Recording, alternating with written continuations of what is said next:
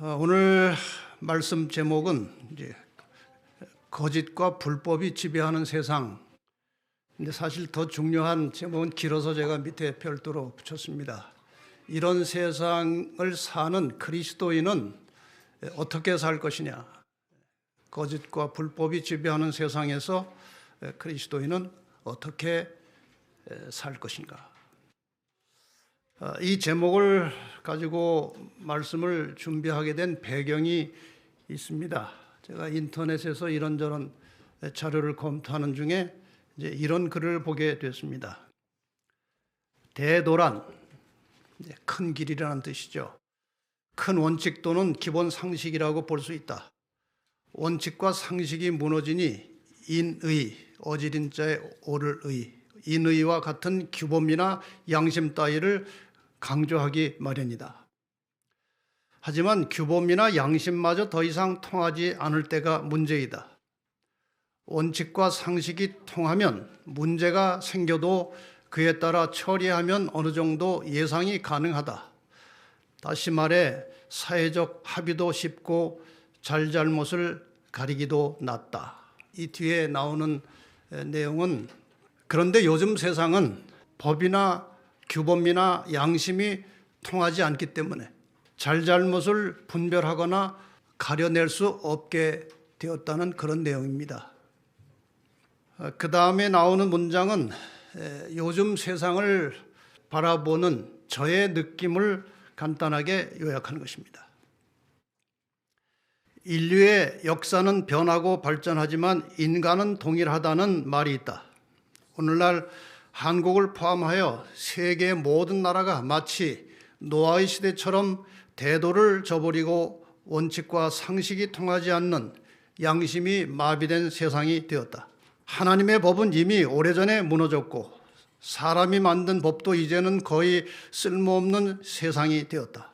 사탄의 덫에 걸려든 세상의 통치자들이 사탄의 정신과 불법으로 세상을 지배하고 있다. 이 정도면 이제 하나님이 직접 세상을 심판하시고 인간 나라를 통치하시기 위하여 내려오셔야 할 때가 된 것 같다.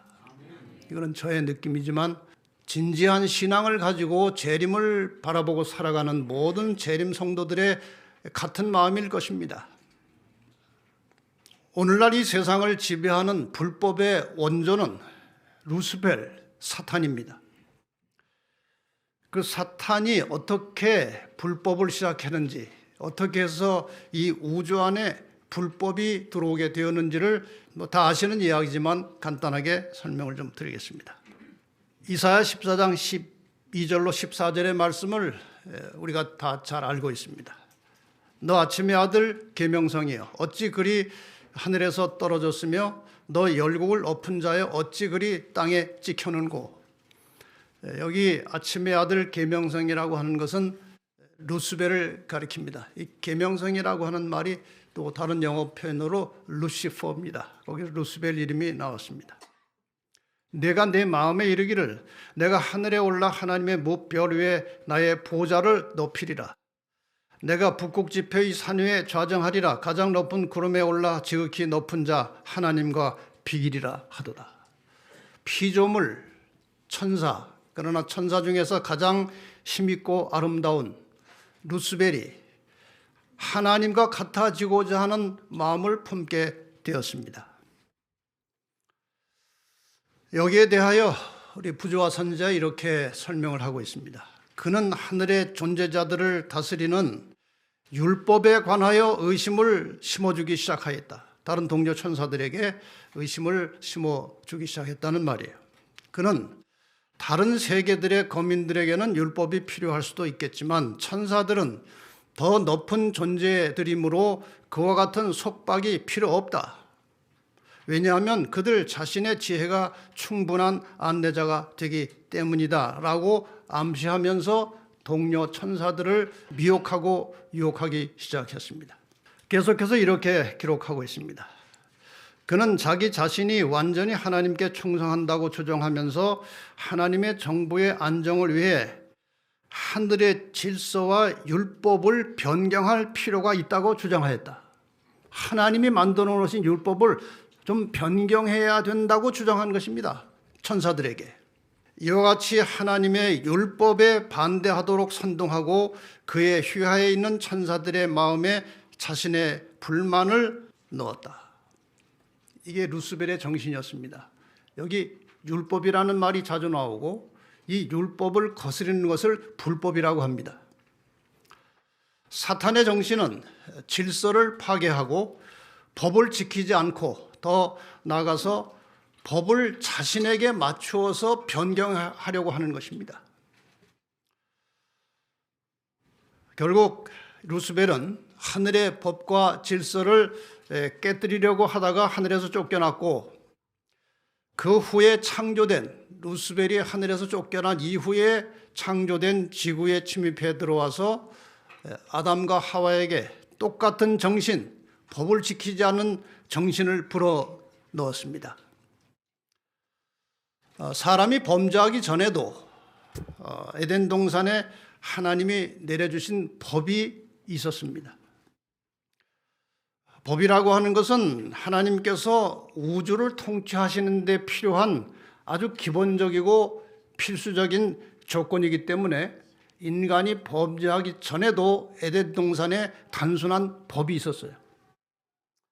여러분이 아시는 대로 에덴 동산 가운데 중앙에 생명나무와 선악을 알게 하는 선악과가 있었습니다. 그리고 하나님께서 법을 주셨습니다. 선악을 알게 하는 나무의 실과는 먹지 말라. 내가 먹는 날에는 정령 죽으리라. 이것이 법이에요. 그래서 이 두 나무를 가지고 우리가 하늘에서 에덴 동산에 사는 아담과 하와에게 내려주신 법 두 가지를 우리가 유추할 수 있는데 이 범죄 전에 있었던 두 가지 법은 선악과 먹지 말라는 것과 생명과를 먹으라는 겁니다. 그런데 불행하게도 이 사탄의 유혹에 넘어간 하와가 하나님께서 먹지 말라고 정해 놓으신 법을 무시하고 선악과를 먹었습니다. 인간은 죽게 되었고 하나님께서는 그 죽을 사람을 살리실 계획을 세우셨습니다. 불순종과 범죄의 결과는 죽음이에요. 그 죽음이라고 하는 불순종과 범죄의 결과가 죽음이라고 하는 원래 법을 손상시키지 않고 범죄하여 죽게 된 죄인을 구원할 수 있는 길은 누군가가 그 죄값을 지불하고 대신 죽어야 합니다. 죄 없는 자가 죽어야 죄값이 지불되는 겁니다. 그래서 사랑의 하나님께서는 죄인을 구원하시기 위해서 창세기 3장 15절에 여자의 후손이 발꿈치를 상함으로 사탄의 권세에서 죄인을 다시 찾아 구원하시겠다고 선언하셨는데 그것은 예수님의 십자가 죽음을 예고한 것이었습니다. 법을 만드신 분이 죄 없는 분이 죄값을 지불하시기로 결단을 하신 겁니다. 그러면 여자의 후손 예수 그리스도께서 이 땅에 내려오셔서 친히 돌아가시기 전까지 죄인은 어떻게 구원을 받을 수 있느냐 하는 겁니다. 그래서 또 하나의 새로운 법이 만들어졌는데 그것이 제사제도법이에요. 이 법, 제사제도법이 만들어졌다는 근거가 바로 무엇인가 하면은 창세기 3장 21절에 나오는 가죽옷입니다. 창세기 3장 21절에 여호와 하나님이 아담과 그 아내를 위하여 가죽옷을 지어 입히시니라. 이 가죽옷의 배경은 여러분이 잘 아십니다. 아담과 하와가 범죄하고 죄책감, 수치심, 불안감, 두려움, 근심 이런 복잡한 감정들이 생겨서 동산에 아무도 없는데 에덴 동산 어느 한 구석에 숨었습니다. 그리고 무화과 나무 잎으로 임시로 옷을 만들어 입었을 때 하나님께서 그 옷을 벗기시고 가죽옷을 지어 입히셨습니다. 가죽은 짐승에게서 나오는 것입니다. 어느 짐승이었을까요? 그것은 그 뒤에 성경의 내용을 보면은 양입니다. 아무 죄 없는 순결한 양이 이 인간의 죄를 덮기 위해서, 임시로 해결하기 위해서 아무 죄 없는 어린 양이 피 흘려 죽음으로 자기의 가죽을 내준 것입니다. 장차 십자가에 돌아가실 예수 그리스도, 그것은 양이 예수 그리스도를 표상하는 것이었습니다. 그래서 요한복음 1장 36절에 보면은 침례 요한이 이렇게 증언합니다. 예수의 다니심을 보고 말하되 보라 하나님의 어린 양이로다. 어린 양 대신 예수 그리스도의 희생과 죽음을 통해서 인간이 죄를 해결하고 다시 생명을 얻고 구원을 받게 된 것입니다. 다시 한번 말씀드리면 이 가죽옷은 인간의 죄를 대신해서 십자가에 피 흘리며 희생당하시고 돌아가실 순결한 어린 양 예수 그리스도를 상징하는 것이었습니다. 아무 죄 없는 순결한 양이 인간의 죄 문제를 해결하기 위해서 피 흘림을 당하고 죽었듯이 예수 그리스도께서 장차 아무 죄 없으신 분이 인간의 죄를 위해서 십자가의 희생과 죽음을 당하실 것을 상징하고 있었습니다. 예수님께서 오시기까지 모든 죄인들은 양을 잡아서 희생 제사를 드림으로 죄를 해결하고 구원받을 수가 있었던 겁니다. 그것이 예수님께서 십자가에 돌아가시기까지 구원의 법이에요. 제사제도법은 구원의 법이었습니다. 그런데 이 불법의 원조인 사탄은 또다시 이 제사제도법도 왜곡시켜서 인간을 유혹하였습니다. 사탄의 가장 집요한 활동의 목표는 하나님의 법을 왜곡시키는 것입니다. 바로 창세기 4장에 그 사탄의 역사가 나옵니다. 세월이 지난 후에 가인은 땅의 소산으로 제물을 삼아 여호와께 드렸고 아벨은 자기도 양의 첫 새끼와 그 기름으로 드렸더니 여호와께서 아벨과 그 제물은 연락하셨으나 가인과 그 제물은 연락하지 아니하신지라.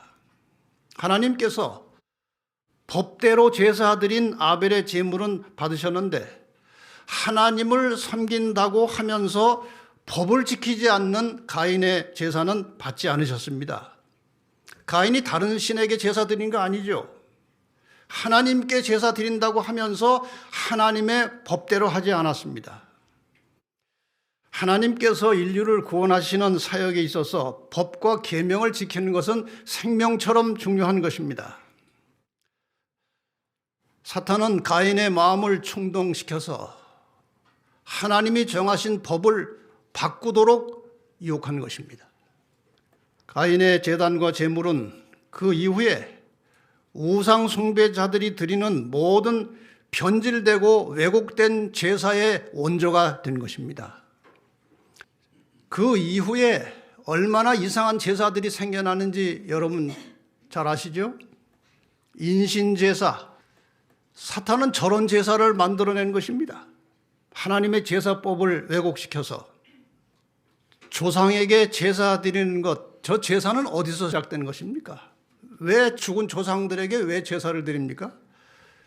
이것이 하나님께서 인간을 구원하시기 위해서 양 잡아 제사 드리는 제도를 만들어 놓으셨는데 사탄이 그 제사 제도를 왜곡시켜서 이 땅에 수많은 이상한 제도들이 생겨난 겁니다. 심지어는 아이를 제물로 드리는 제사 제도가 있었습니다. 레위기 20장 2절에 보면은 너는 이스라엘 자손에게 또 이르라 무릇 그가 이스라엘 자손이든지 이스라엘에게 우관 타국이든지 그 자식을 몰렉에게 주거든 반드시 죽이되 그 지방 사람이 돌로 칠 것이요. 이것은 이 당시에 아이를 몰렉 신에게 제사 드리는 제도가 있었다는 겁니다. 사람을 제물로 드리는 제사를 드린 겁니다. 이게 왜곡된 제사지요. 사탄이 법을 바꾸는 것입니다. 법을 왜곡시킨 것입니다. 놀라운 것은 지금도 세계 도처에 인신 제사가 은밀하게 계속되고 있다는 것입니다. 어린아이들이 이유 없이 실종되는 일이 굉장히 많습니다. 지구상에. 다 제물로 가는 일이 많다고 하는 거예요. 지금도 하고 있어요, 이런 일을.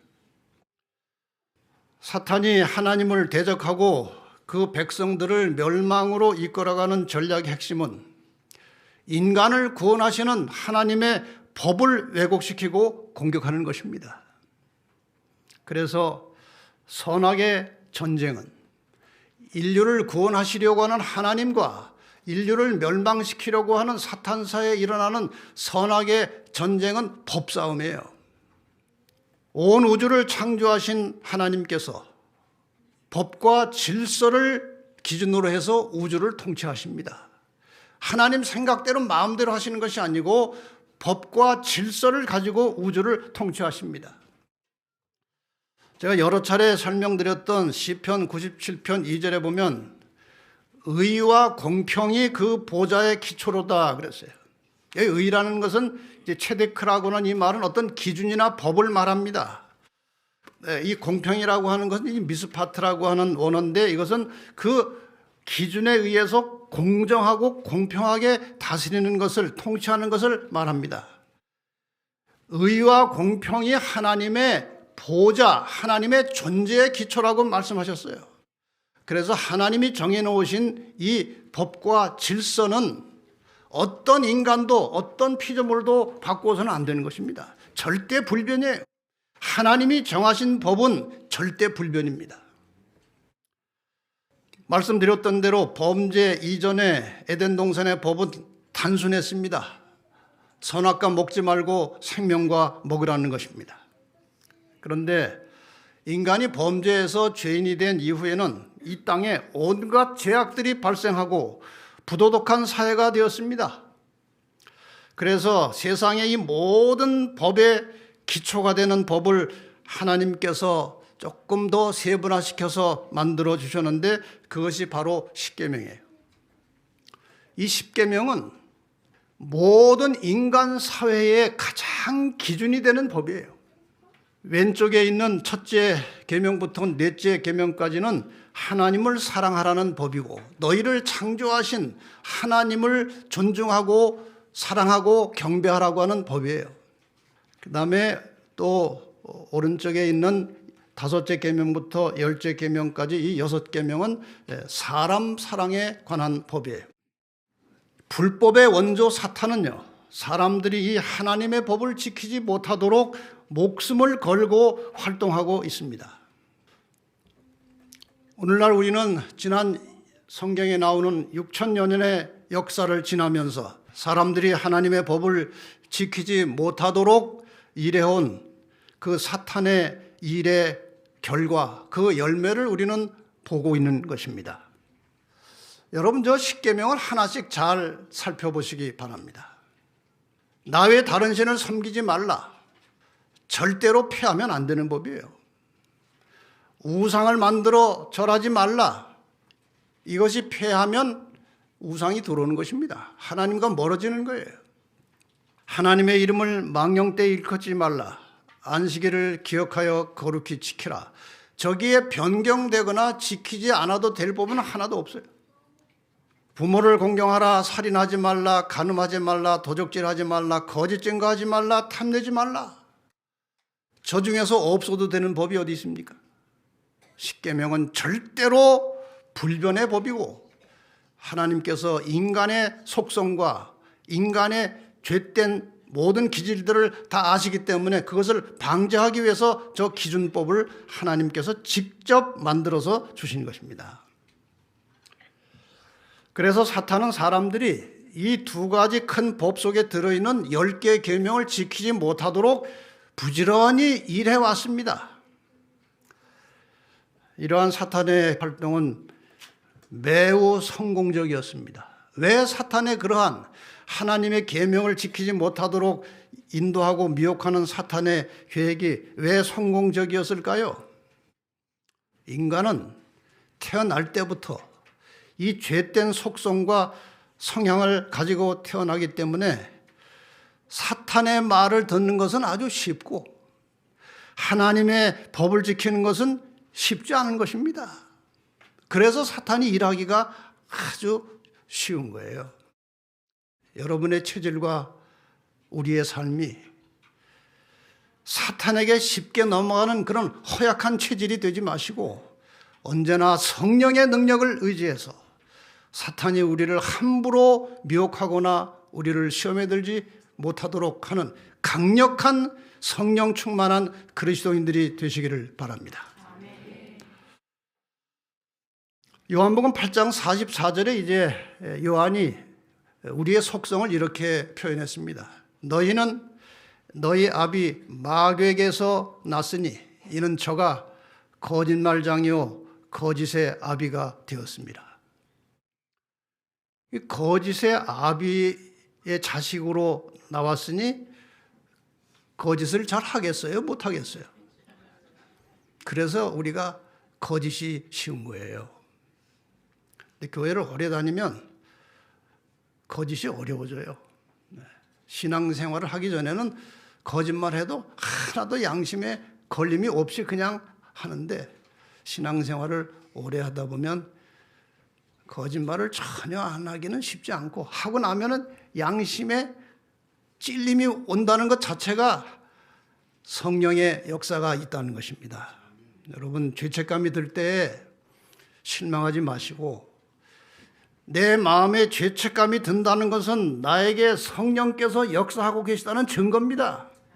그러므로 죄책감이 들 때마다 감사하는 마음으로 그 죄와 싸워서 이기시기를 바랍니다. 성경은 사탄이 사람을 속이고 하나님의 법을 지키지 못하도록 하는 일을 대행하는 이 대리자를 불법의 사람 혹은 멸망의 아들이라고 합니다. 여기 데살로니가 후서 2장 3절에 이렇게 나옵니다. 누가 아무렇게 하여도 너희가 미혹하지 말라. 먼저 배도하는 일이 있고 저 불법의 사람 곧 멸망의 아들이 나타나기 전에는 이르지 아니하리니. 사도 바울이 데살로니가 교회에 보내는 편지 속에서 불법의 사람 멸망의 아들이라고 표현한 것은 우리가 해석을 좀 신중하게 해야 됩니다. 여기 불법의 사람을 무조건 이제 교황에 갖다 붙여서 해석하는 경향이 있는데 조금 조심스럽게 제가 설명을 드리겠습니다. 기독교가 로마 제국의 영향을 받으면서 첫째로 하나님을 대적하는 로마의 불법적인 요소들이 교회로 들어오기 시작했습니다. 이 기독교가 로마 제국 하에서 성장해 갔잖아요. 그 과정 속에서 이 로마의 하나님을 대적하는 불법적인 요소들이 교회로 들어오기 시작했어요. 두 번째, 그 영향으로 교회 안에 하나님의 말씀을 곡해하고 기독교의 근본 신조에 대해서 배도하는 일들이 일어나기 시작했습니다. 그 다음 단계에서 그것들이 이 교회 안에 사탄의 영향으로 배도하고 기독교의 신조에 대해서 자꾸 변질되는 일들이 일어나면서 그것들이 씨가 돼가지고 나중에 배도한 교회 가톨릭이 만들어지고 불법의 사람 가톨릭 교황이 등장하게 되는 것입니다. 로마 교황을 다른 말로 여러분이 잘 들으셨는지 모르겠지만 각 시대의 대쟁투 책에 보면은 이 교황을 로마 법왕이라고 많이 나옵니다. 읽어보셨습니까? 법왕이라고 나와요. 왜 법왕이라고 나오는가 하면은 하나님의 법을 마음대로 고쳐서 법을 만들기 때문에 법왕이라는 호칭이 붙어진 거예요. 하나님을 대적하는 이 불법의 정신, 이 사탄의 정신, 그것을 만들어서 세상에 퍼뜨린 불법의 사람, 멸망의 아들의 역사를 잠깐 도표로 공부를 하겠습니다. 하나님을 대적하는 이 사탄 정신의 계보를 여러분이 좀 아실 필요가 있어요. 이 사탄의 정신이 가장 노골적으로 구체적으로 나타난 곳이 바벨탑이에요. 이 바벨탑에 하나님을 대적하는 정신이 바벨론으로 이어지고 그 다음에 페르시아로 이어지고 그 다음에 그리스로 이어지고 그 다음에 로마 제국으로 이어졌습니다. 이것이 역사입니다. 로마 제국에 이어서 이 정신은 로마 교회로 넘어갔습니다. 로마 제국과 로마 교회는 서로 연결된 두 세력이라고 역사가 기록하고 있습니다. 여기 토마스 홉즈라고 하는 매우 저명한 역사가가 지은 책에 이런 글귀가 나옵니다. 만약 누구든지 이 거대한 교회, 로마 카톨릭 교회를 말하는 것이죠. 만약 누구든지 이 거대한 교회의 지배권의 근원을 곰곰이 생각해 본다면 교황권은 다름 아닌 왕관을 쓰고 로마 제국의 무덤 위에 앉아있는 유령이라는 사실을 쉽게 알 수 있을 것이다. 이 저명한 역사학자가 이 사람의 시각으로 볼 때 로마 교회는 로마 제국의 연속이라는 것입니다. 로마 교회가 이제 1798년 이제 교황 뷰스 6세가 프랑스에 잡혀감으로 이제 자취를 감추는 것 같았습니다. 그래서 한동안 이 하나님을 대적하는 세력이 없는 것처럼 보였어요. 그러나 성경의 예언대로 죽게 된 상처가 다시 낫고 역사의 마지막에 이 로마 교회가 다시 등장을 하게 됩니다. 이것이 1929년부터 시작된 겁니다. 그러니까 로마 제국부터 이 역사의 마지막까지는 다 로마 제국의 시대입니다. 엄격하게 말하면. 제가 실제로 예를 좀 들어보겠습니다. 저게 뭡니까? 다니엘 2장의 신상의 마지막 끝부분 발가락입니다. 발과 발가락. 저 발과 발가락 직전에 종아리가 있었는데 종아리가 무엇으로 되어 있었어요? 철로 되어 있었죠. 그것이 어느 나라예요? 로마예요.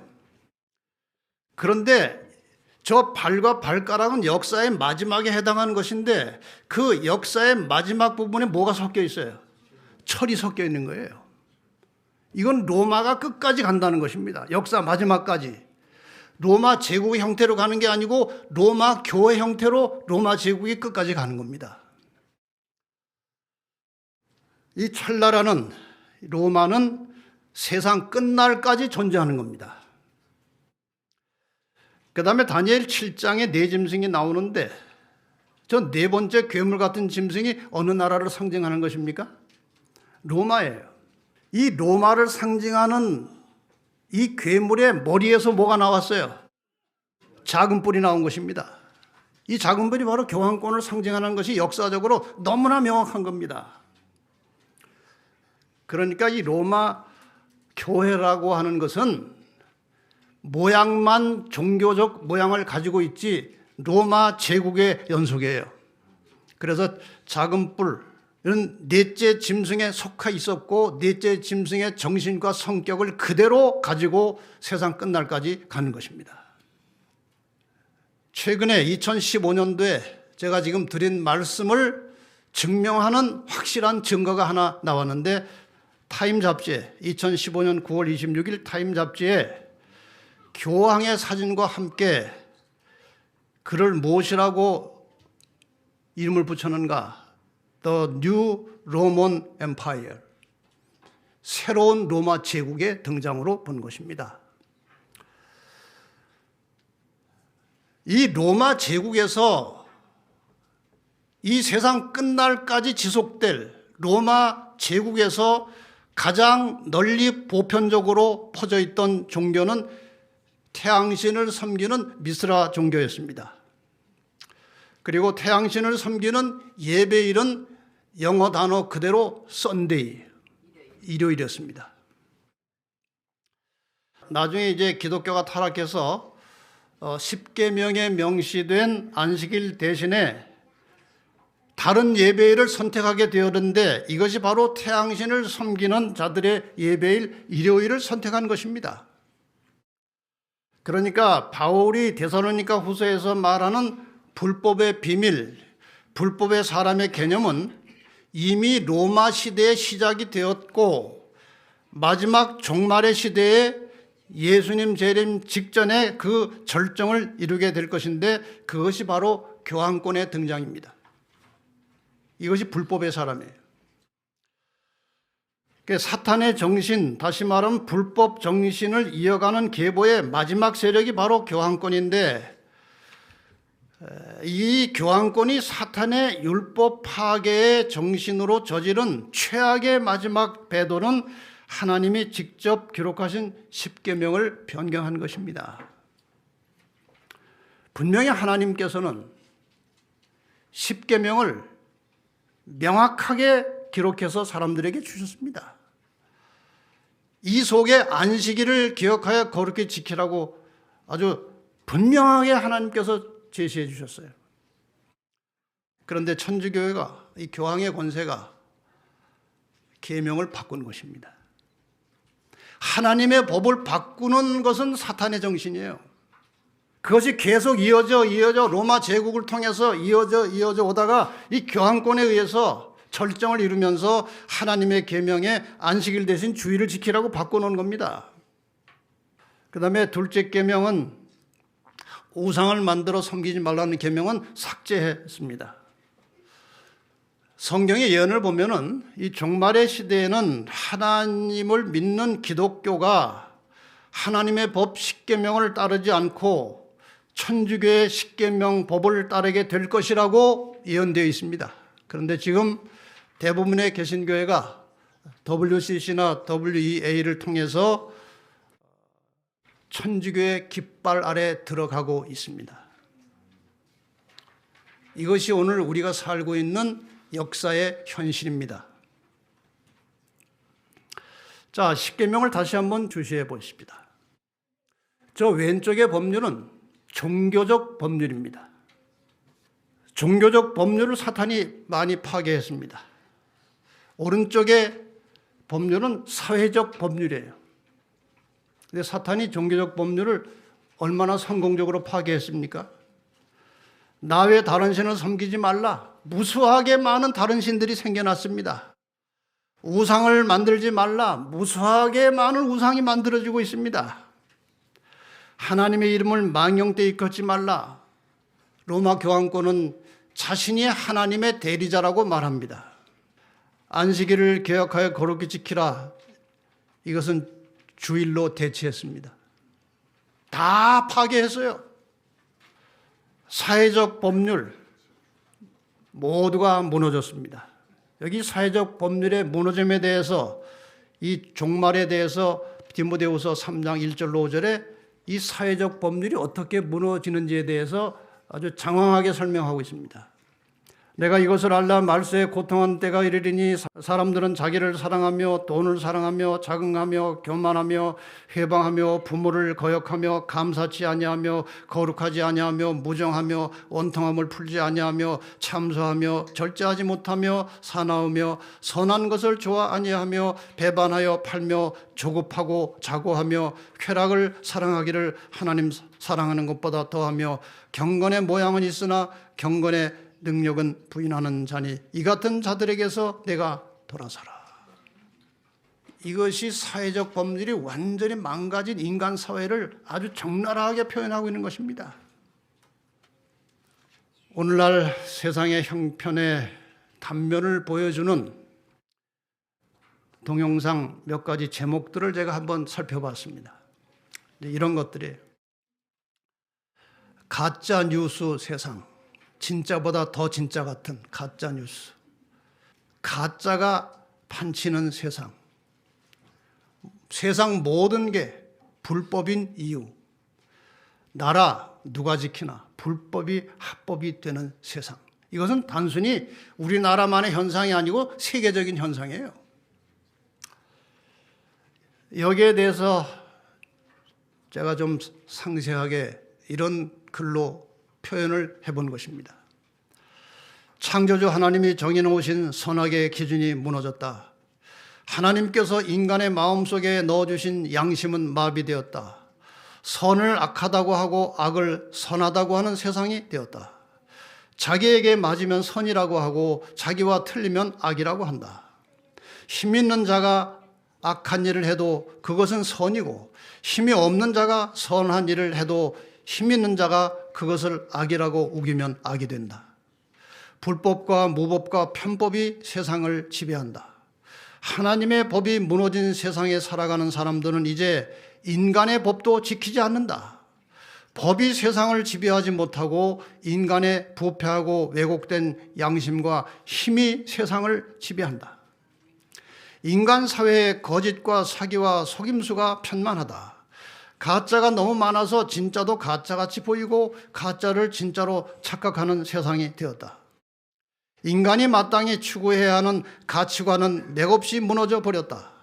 우리의 아이들이, 우리의 젊은이들이 무엇을 위하여 살아야 하는지, 어떻게 살아야 하는지를 가르쳐줄 기준도 없고 스승도 없다. 유일한 기준은 성경이고 유일한 스승은 예수님이시다. 죄악 세상에 대한 하나님의 마지막 심판이 끝나고 나면 하나님의 법 계명을 존중하고 수호한 자들만이 살아남을 것이다. 이것이 마지막 현상입니다. 이러한 상황과 현상이 지배하는 이 시대가 지금 어느 방향으로 가고 있는지 오늘날 우리 현대인들이 직면한 사회 구조와 현상을 제가 간단하게 설명을 좀 드리겠습니다. 인간 사회의 여러 가지 이념, 여러 가지 주의, 여러 가지 사상이 이제 편만하고 대립하고 다투고 있어요. 대표적인 두 이념과 사상은 민주주의와 자본주의 그리고 사회주의와 공산주의예요. 이것이 무엇인지 여러분이 대략은 다 아시지만 제가 사전으로 정의를 좀 찾아봤습니다. 민주주의는 모든 국민이 나라의 주인으로서 권리를 갖고 그 권리를 자유롭고 평등하게 행사하는 정치 제도라고 되어 있습니다. 자본주의는 자본이 지배하는 경제 체제, 즉 자본과 계급의 이윤 추구가 정치, 경제, 문화의 중심이 되는 사회, 이것을 자본주의라고 합니다. 이 민주주의에 상당히 이제 힘을 가지고 움직이는 하나의 법칙이 있는데 다수결의 원칙이에요. 더 많은 사람들이 찬성하는 것이 항상 올바른 정의라는 착각을 가지고 있어요.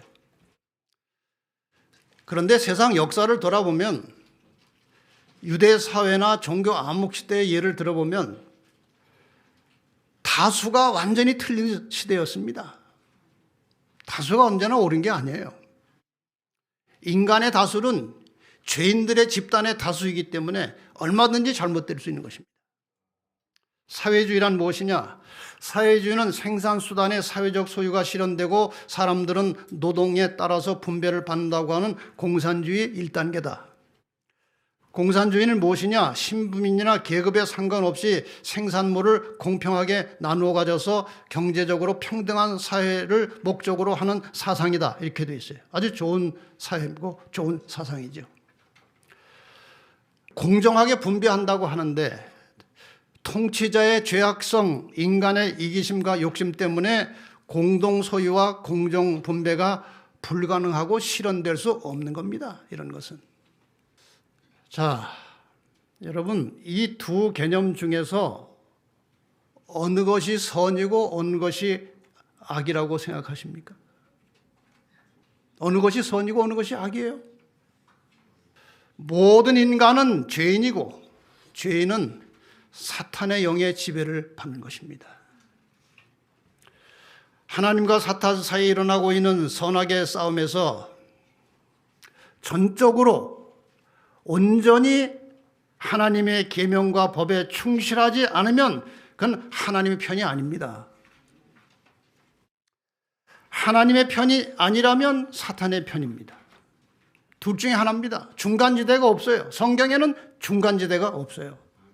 하나님 편 아니면 사탄의 편이에요. 전적으로 하나님의 법과 계명에 충실하지 않으면 하나님의 편이 아닙니다. 마태복음 12장 30절에 보면 예수님께서 말씀하셨어요. 나와 함께 아니하는 자는 나를 반대하는 자요, 나와 함께 모으지 아니하는 자는 해치는 자니라. 무슨 뜻인지 아시겠죠? 전적으로 그리스도의 편에 서지 않으면 다 사탄의 편입니다. 여러분들 잘 생각하시길 바랍니다. 내가 지금 교회에 나와서 전적으로 하나님의 편에 서 있는지를 한번 확인해 보시기를 바랍니다.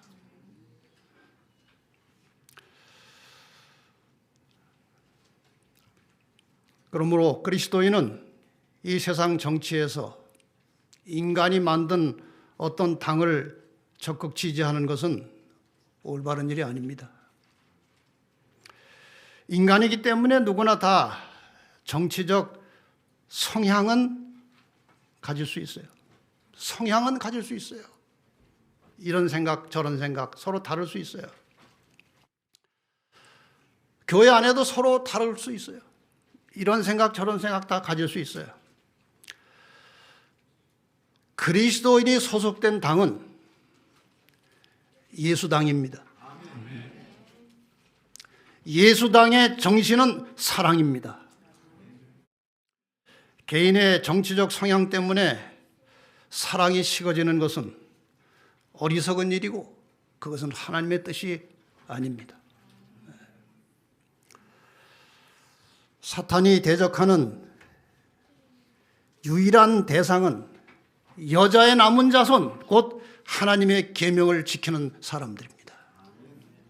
이것이 하나님을 대적하는 사탄의 마지막 공격 대상은 계명을 지키는 남은 자손들이에요. 방금 말씀드린 이 두 사상과 이념, 민주주의와 사회주의, 여기에 부작용이 있습니다. 얼마든지 인간 사회이기 때문에. 민주주의에도 부작용이 있고 사회주의에도 부작용이 있어요. 민주주의 부작용은 이런 것입니다.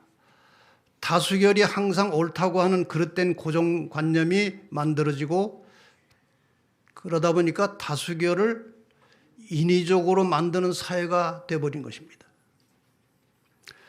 자본이 많은 사람들의 권력이 극대화되었고 그 결과 세계의 초부자들이 배후에서 세상을 지배하는 기형적인 권력 구조가 만들어졌어요. 오늘날 이 세상은요, 눈에 보이는 가시적인 권력 있는 정치가들이 세상을 좌우하는 게 아니고 그들을 지배하는 또 다른 계층이 있다는 것이 오늘날 아주 공공연하게 드러나고 있습니다. 그들이 다 부자들입니다. 돈으로 다 하는 것입니다. 사회주의 부작용은 이런 것들입니다. 국가의 권력이 국민들 개인의 자유를 박탈하고 사유재산을 인정하지 않는 비상식적인 사회가 된 겁니다. 국민은 국가로부터 철저한 감시와 통제의 대상이 되었고 부를 축적하는 상류층과 극도의 빈곤층 간의 갈등과 대립구도가 만들어진 것입니다. 그러니까 이것이나 저것이나 그건 사탄이 역사하는 것입니다. 이 두 이념이 민주주의나 사회주의, 이 두 이념이 추구하는 최종의 목표가 있습니다. 이것은 우리가 예언적인 안목으로 바라봐야 되는 거예요. 무엇인가? 두 이념의 최종적인 공동의 목표는 개인을 감시하고 통제하는 것입니다. 이것이 요한계시록 13장의 예언을 성취하는 거예요. 사탄의 전략의 핵심은 사람이 하나님의 지배를 받지 못하게 해서 자신의 지배를 받도록 만드는 것입니다. 그 일을 사탄은 인간 대리자들을 통해서 추진하고 진행하고 있습니다. 종말의 시대의 사탄의 이러한 목표들이 무엇이고 어떤 세력을 통해서 그 일을 할 것인지가 계시록 13장에 예언되어 있습니다. 간추리면 이런 것입니다. 사탄이 두 가지 이념을 통해서 성취하고자 하는 그런 목표가 성경절 몇 절 속에 다 들어있어요. 계시록 13장 2절입니다. 내가 본 짐승은 표범과 비슷하고 그 발은 곰의 발 같고 그 입은 사자의 입 같은데 용이 자기의 능력과 보좌와 큰 권세를 그에게 주었더라. 짐승은 나라나 국가를 상징하는 것입니다. 그리고 계시록 13장에 나오는 첫 번째 짐승은 로마 교황권을 가리키는 것인데 누구에게 능력을 받았느냐? 용이 자기의 능력과 보좌를 주었다고 그랬습니다. 그러니까 사탄이 이 종말의 시대에 교황권에게 능력과 권세를 줄 것이라는 예언이고 그 예언은 이미 성취되었고 성취되고 있습니다. 8절 죽임을 당한 어린 양의 생명책에 창세 이후로 농명되지 못하고 이 땅에 사는 자들은 다 짐승에게 경배하리라. 무슨 뜻입니까?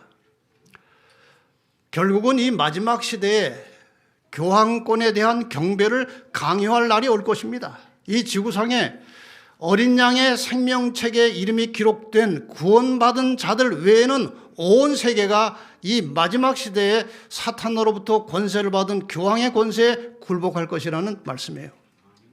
11절, 내가 봄에 또 다른 짐승이 땅에서 올라오니 새끼양같이 두 뿔이 있고 용처럼 말하더라. 여기 두 마리 짐승이 다 용에게 관련이 있잖아요. 용으로부터 권력을 받았고 용처럼 말하는 이 두 번째 나오는 다른 짐승은 여러분이 아시는 대로 새끼양처럼 순수한 정신, 청교대 정신으로 시작했지만 변질된 미국을 가리키는 것입니다. 미국이 교황권의 활동을 돕고 지원할 것을 예언한 것입니다. 15절, 또 짐승의 우상에게 경배하지 아니하는 자는 몇이든지 다 죽이게 하더라. 교황권 경배 거부자들을 핍박할 것입니다. 이 핍박은 마지막 하나님의 백성들이 받는 최고의 핍박이 될 것입니다. 이 짐승의 환난의 핍박을 통과한 자들이 살아서 구원받는 자들에 들어간다고 되어 있어요. 16절 17절, 그 오른손에나 이마에 표를 받게 하고 누구든지 이 표를 가진 자 외에는 매매를 못하게 한다. 결국은 개인의 경제권 박탈과 함께 생계가 위협받을 때가 온다는 것인데, 이것을 믿음으로 통과하고 이긴 자들이 하늘 유리 바닷가에 서서 모세와 어린 양의 노래를 부르게 될 것입니다. 이제 요한계시록 13장의 성취를 눈앞에 두고 얼마 전에 교황권의 변동이 있었습니다. 전임 교황 프란치스코가 2025년 4월 21일에 서거했고 5월 8일에 신임 교황 레오 14세가 취임을 했습니다. 두 짐승, 계시록 13장의 두 짐승, 하나는 교황권이고 하나는 미국이에요. 교황권은 모든 역사가 저 바티칸 성 베드로 성당 교황청에서 이루어집니다. 미국의 모든 역사는 국회의사당에서 결정하는 겁니다. 두 건물이 지붕이 좀 비슷하게 생겼습니다. 이제 드디어 신임 교황 레오 14세가 등장했고 현 대통령은 트럼프 대통령입니다. 이전 교황 프란치스코와 현 미국 대통령 트럼프 관계가 별로 좋지 않다는 소문이 많이 퍼져 있었어요. 그런데 신임 교황 레오 14세도 이전의 교황과 비슷한 성향이 있기 때문에 관계가 좋지 않을 것이라는 추측이 있는 겁니다. 그래서 제가 예언을 해석하는, 예언을 가지고 가르치는 목사로서 계시록 13장에 보면 틀림없이 둘이 친해야 되는데 이 관계가 안 좋아서 이게 어떻게 성취될 것인가 약간 고민한 적이 있어요. 그런데 분명한 사실은 국제 외교에 있어서 적대국이라 할지라도 공동의 목표가 발생하면 동맹을 맺을 수 있다는 것이 그게 국제 외교 사회의 관례예요. 자, 제가 설명을 좀 드려가겠습니다. 지금 이 사진은 여러분이 여러 차례 보셨듯이 1992년 2월 24일자 타임 잡지에 나온 기사입니다. 근데 내용은 10년 전 1982년의 내용이에요.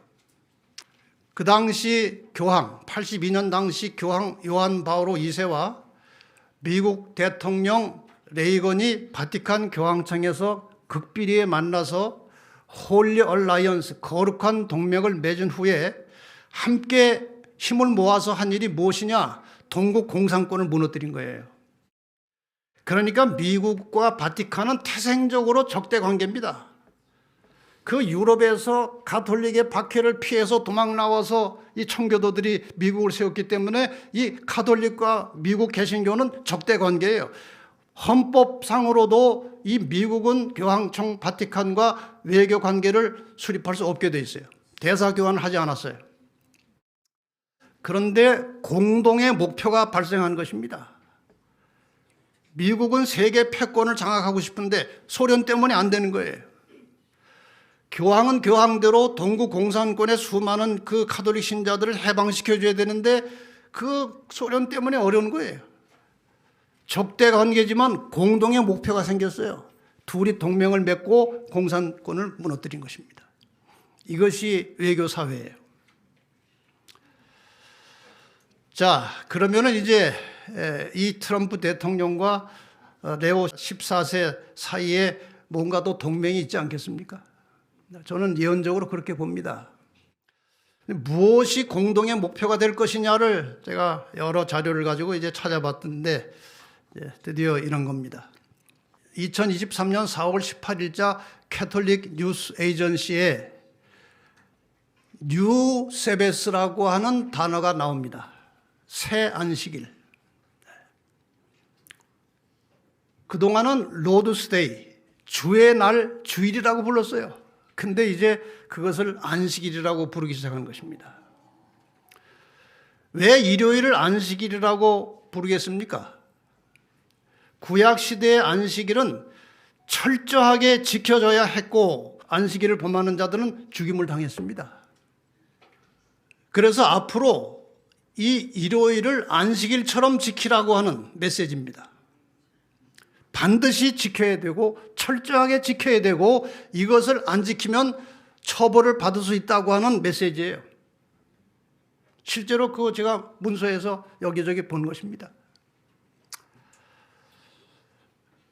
그래서 일요일이나 주일이라고 하는 이름을 안식일로 이제 변경한 것이라고 저는 그렇게 추측하고 있습니다. 그 다음에 이 오른쪽의 자료는 이제 트럼프 대통령이 대통령으로 이제 되면서 그 대통령 인수위원회에서 만든 그런 거대한 자료집이에요. Mandate for Leadership이라고 하는 프로젝트 2025, 25년부터 이제 집권하면은 세상을 어떻게 지배할 것이냐에 대한 그런 프로젝트예요. 한 800페이지 되는 서류입니다. 여기에 589페이지에 세베스 레스트라는 단어가 나옵니다. 여기 안식일이 또 나와요. 앞으로 미국이 일요일을 안식일처럼 쉬게 하는, 레스트하게 만드는 법을 만들 가능성이 매우 많습니다. 그것이 성경의 예언이고요. 그래서 이 바티칸과 미국의 관계가 좋든 안 좋든 간에 공동의 목표가 있는데 이것이 세베스예요. 안식일이에요. 근데 왜 트럼프가 이 세베스를 자꾸 강조하느냐? 트럼프는 대통령이 될 때 미국 보수 기독교인들의 적극적인 지지에 의해서 대통령이 된 것입니다. 그래서 기독교인들에게 빚을 졌어요. 이 기독교를 부흥시키겠다는 것입니다. 미국의 기독교가 지금 말할 수 없이 타락되고 약해졌는데 이것을 부흥시키겠다는 말을 트럼프가 여러 번 했어요. 그래서 그들에게 보답하는 길은 일요일에 예배 보는 일을 적극 장려해서 교회를 다시 살려내는 것이 트럼프의 숙제예요. 그래서 지금 그 인수인계서에 이 단어가 나오는 것입니다. 자, 그 이유는 뭐 여러분이 잘 이제 상상해 보시기를 바랍니다. 결론은 이것입니다. 시편 119편 126절에 보면 저희가 주의 법을 폐하여 싸우니 지금은 여호와의 일하실 때니다. 지금 오늘날 여러분과 제가 살고 있는 세상은 하나님의 법으로 보나 인간의 법으로 보나 모든 법들이 다 무너지고 폐하면서 무법 세상이 되었고 이런 세상에는 누가 나오셔야 해결이 됩니까? 하나님이 나오셔야 해결이 되는 거예요. 그래서 교회정은 9권에 이렇게 기록하고 있습니다. 홍수전 시대에서처럼 주께서 그분의 전능의 능력을 나타내지 않으면 안 될 때가 지금 우리에게 박도했다. 불법이 성한 이 시대에 우리는 마지막 큰 위기가 가까웠음을 알 수 있다. 하나님의 율법을 무시하는 일이 거의 보편화되었고 그분의 백성들이 그들의 동료 인간들로부터 압제와 고통을 받을 때 주께서는 관여할 것이다. 이제 하나님의 계명에 충실한 자들에게 핍박과 고난이 올 것이고 주님께서 그때 일어나셔서 간섭하실 것입니다. 사람들은 하나님이 사람의 행복을 위하여 주신 법칙들을 지키지 않다가 결국은 그 법칙을 고치거나 폐지했습니다. 그렇게 함으로 인간과 하나님 사이의 관계가 단절되어서 세상은 더욱 악해지고 부패하게 되었습니다. 인간 사회의 질서와 안정을 위하여 사람들이 서로 약속하여 만들어 놓은 인간이 만든 법까지도 무시하거나 지키지 않은 사람들이 너무나 많아졌습니다. 불법과 무법과 거짓과 사기와 그리고 강포와 무력이 지배하는 세상이 되었습니다. 이러한 세상에서 하나님의 법을 지키는 그리스도인들은 무엇을 의지하여 어떻게 생존하며 살아야 하는가? 한마디로 하면 하나님의 백성들이 마지막 시대를 살아가는 최후의 전략은 너희는 스스로 조심하라는 거예요. 각자 알아서 잘 하라는 것입니다. 각자 도생이라는 말 있죠. 각자 도생. 각자가 스스로 제 살 길을 찾는 것을 각자 도생이라고 하죠. 종말의 시대는 이 말씀이 굉장히 중요합니다. 교회나 목사가 구원의 길을 가르쳐 줄 수는 있지만 개인의 구원을 보장하거나 책임질 수 없는 겁니다. 그렇습니까? 더군다나 혹시 진리를 제대로 모르는 교회나 목회자를 만나면 헛된 믿음, 빗나간 확신을 가지고 구원과는 전혀 다른 방향으로 갈 수도 있어요. 그래서 여러분, 우리는 개인적으로 많이 기도하고 성경을 깊이 연구하고 성령의 인도하심을 따라서 진리의 길을 찾아서 올바른 신앙을 하는 일에 전심전력을 다하시기를 바랍니다. 스스로 조심해야 되는 것입니다. 누가 우리의 구원을 책임져 주지 않아요. 여기 지금 진지한 마음으로 스스로 성경을 찾고 진리를 찾다가 마침내 발견해서 오신 분들이 참 많이 계십니다.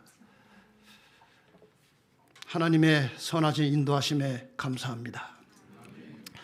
에스겔 14장 14절에 보면은 비록 노아, 다니엘, 욥 이 세 사람이 거기 있을지라도 그들은 자기의 의로 자기의 생명만 건지리라 그랬어요.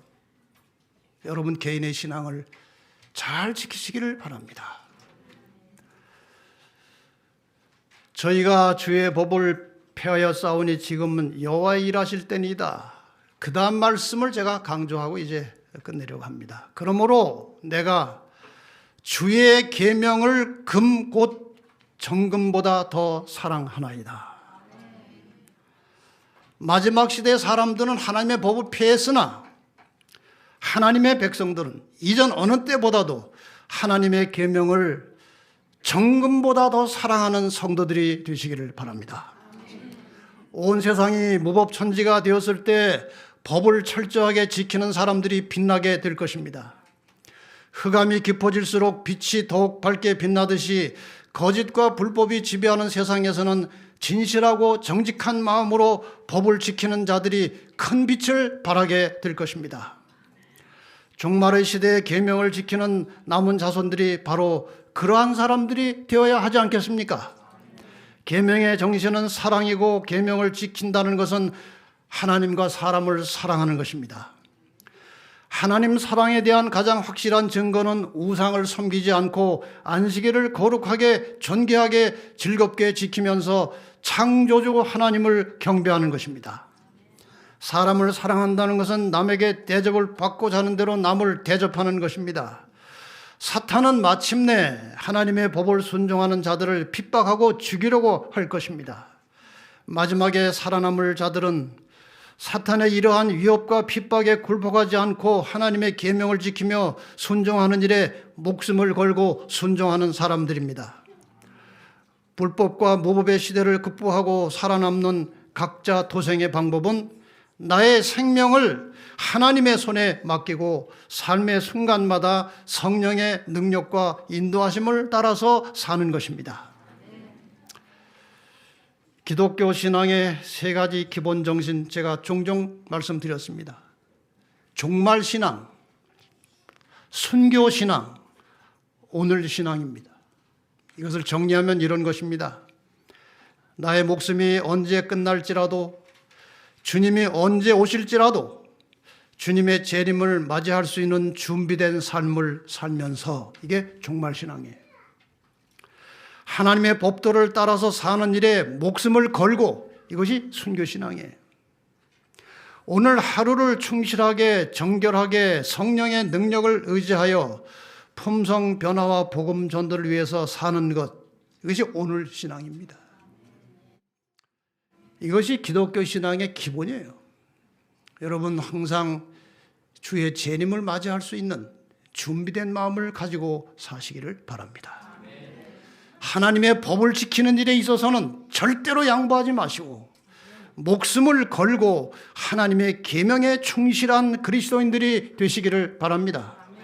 이 정신을 가지고 오늘 하루를 충실하게 건강하게 하나님 뜻대로 사는 자들이 마침내 하늘에서, 하늘 유리바닷가에서 모세와 어린 양의 노래를 부르게 될 것입니다.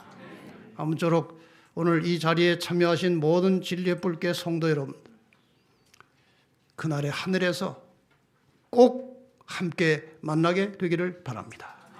한 사람도 누락되지 말고 우리 모든 교인들 그 자리에서 만나게 되기를 바라면서 말씀을 마치겠습니다.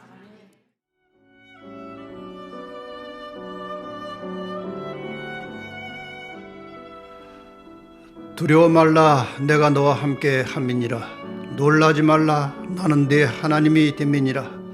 내가 너를 굳세게 하리라. 참으로 너를 도와주리라. 참으로 나의 의로운 오른손으로 너를 붙들리라. 보라, 네게 노하던 자들이 수치와 욕을 당할 것이요 너와 다투는 자들이 아무것도 아닌 것 같이 될 것이며 멸망할 것이라. 네가 찾아도 너와 싸우던 자들을 만나지 못할 것이요 너를 치는 자들은 아무것도 아닌 것 같이 허망한 것 같이 되리니 이는 나 여호와 너의 하나님이 네 오른손을 붙들고 네게 이르기를 두려워 말라, 내가 너를 도우리라 할 것임이니라. 볼지어다 내가 세상 끝날까지 너희와 항상 함께 있으리라. 이기는 그에게는 내가 내 보좌에 함께 앉게 하여 주기를 내가 이기고 아버지 보좌에 함께 앉은 것과 같이 하리라. 내가 죽도록 충성하라. 그리하면 내가 생명의 면류관을 내게 주리라.